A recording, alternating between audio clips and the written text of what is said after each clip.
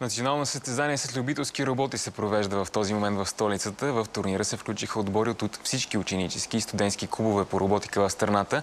Там и Полина Гергушева. Поли, има ли интересни прототипи? Има толкова интересни прототипи, че просто няма да ми стигне времето да ви ги покажа. Един от най-интересните, безспорно, ето този летящ робот. За съжаление, тук не можем да ви го покажем, защото сме в затворено пространство, но до вечера можете да го видите в емисията. Ето този робот тук вдясно от мен. Той работи с сензори. Това са препятствия, които в момента работи с Android система. Много е интересен. Също така мога да ви покажа ето този робот. Той мери температурата. Кажи ми как го прави, как така мери температурата и каква е целта му? Има сензор за температура, има и сензор за ултразвук. Сам се насочва по принцип. Създадена е програма, тя е минимално улеснена. Тя е на самия Лего. Другото, което е като се вкара сензора за температура. Ще ли покажеш как се вкарва сензора вътре и как мери температурата?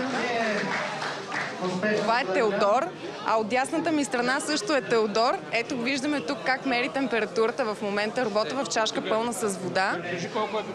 Колко е температурата?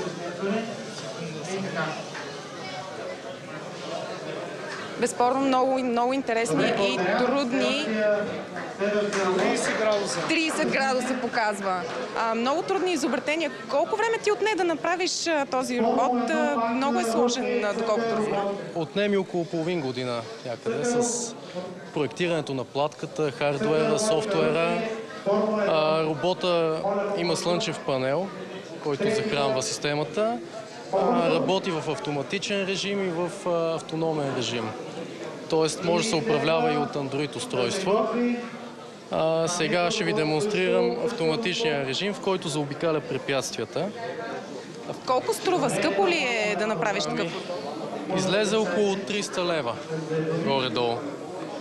А ти си студент всъщност? Да, в Нов български съм, 4-ти курс, информатика. Създаваш му препятствия?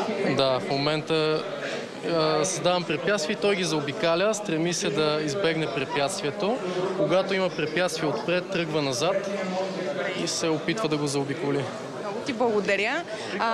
Тук до нас също имаше и един мотор, имахме и една кола, безспорно много интересни роботи.